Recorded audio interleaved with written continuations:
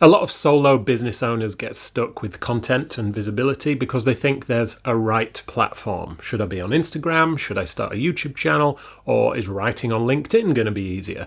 Maybe a blog for SEO or Substack is the answer. So they try a bit of everything to cast a wide net. A few posts here, a few posts there, but they don't see the engagement they want. It feels like if you just pick the right one, everything will start working. But when you try to do everything, you don't really do anything well. I've seen this a lot, and what usually happens is you try a few platforms, and because you have limited time, you post inconsistently. And when you post inconsistently, nothing really takes off on any platform. And it feels like a lot of effort for very little return. So you jump on another platform, or you just stop altogether. And the assumption is, I just haven't found the right platform for me yet. But in most cases, it's not the platform, it's the way you're using it. Truth is, just about any platform can work for just about any kind of business. But each one takes time and effort to learn. And you can't do that if your focus is split. I've gained 20,000 subscribers on a different YouTube channel over a painstaking 5-year process, but I grew from 3,500 followers on Instagram to 23,000 in about 6 months. I also went from 600 to 2,000 followers on LinkedIn in 30 days. I didn't try to do that all at once. I couldn't have. But for each platform, I dedicated time and focus to learning how they work and committing to them. But it's not really about having lots of followers. It's about getting the right viewers, readers, or listeners who might one day become clients. And to do that, your content, wherever it is, needs to be focused so you can become known and associated with something specific. So when that person has a problem, they think of you. And if you're in that position where you're trying different platforms but nothing's really clicking, that's something I help people figure out. I'll leave a link below if you want to have a quick call about that. So instead of asking, what platform should I use? It's more useful to think about a few other things. How do you communicate best? Some people think best when they write, others when they speak. Although a lot of my content is video, everything is scripted. I don't think on my feet very well, so writing is always the first stage of any content I put out into the world. Don't force yourself into a format that doesn't suit you because it will be very hard to sustain. And what kind of depth do you need? Some platforms are better for quick ideas, but there's not much room for deep explanation on X or in an Instagram reel. If you try and go too in-depth in a short-form video, well, it just won't perform well. If your work involves nuance, lots of explanation, or data, you probably need a format that allows for that longer-form content. YouTube, LinkedIn, or articles on your own website or published elsewhere. Books are also in this category, of course. And what can you actually sustain? It's very easy to start something. It's much harder to keep going consistently for years. When I completed my LinkedIn and Instagram experiments to see how much I could grow on there, even though they'd been successful, I couldn't keep up that same level of effort. Whereas putting out a YouTube video every week is just something I do now. Consistency on any platform is essential if you want to build recognition over time. There's one more practical piece of advice to this as well. Where do your ideal customers spend time online? Different platforms attract different kinds of people. And if you're working with executives or more corporate clients, LinkedIn is probably going to make more sense. If you're a life coach or working in a more personal or lifestyle space, Instagram might be a better fit. YouTube probably spans both of these quite well, but it's harder to grow on there.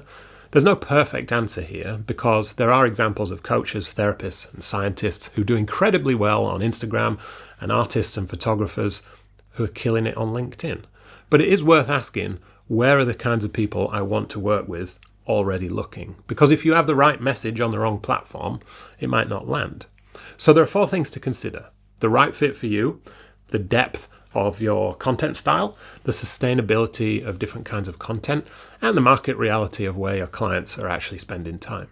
But don't try to be everywhere all at once. You don't need to be everywhere. In fact, that usually just makes things worse. It feels productive because you're doing a lot of work, but you won't have the energy or time to get really good at any one platform.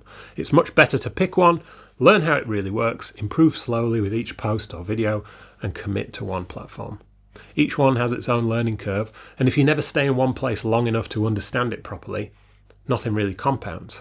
In a sense, they all work the same way. The various algorithms on X, YouTube, Instagram, TikTok, LinkedIn, and even in podcasts and Google search need you to be consistent for a couple of reasons. And that means consistent with how frequently you post, but also what you talk about. So first, it needs to learn who your content resonates with. Once it does, it can show your content to more people it thinks might like it. Inconsistent content, talking about lots of different topics, is hard for the algorithm to understand, but also hard for real people to understand what you offer. If all your content is focused around a few core ideas, you are much easier to understand and much easier to recommend. And if you post once, twice, 3 times a week without fail, you build trust with your audience. They know you'll show up no matter what. If your posts are just once in a while, the algorithm isn't going to reward you for that. Why would they show your once in a while posts when there's someone else who is consistent every week? So pick one, commit to it, and learn it properly, because there are right ways to use every platform and wrong ways too. So taking all of that into consideration, if you're doing this for the first time, it's tempting to stay in your comfort zone. Writing on LinkedIn feels easier because all you need is your computer. You don't have to put your face out there. But you could be limiting yourself. If you're a coach, for example, your work is very personal. It requires trust and a bond with your client.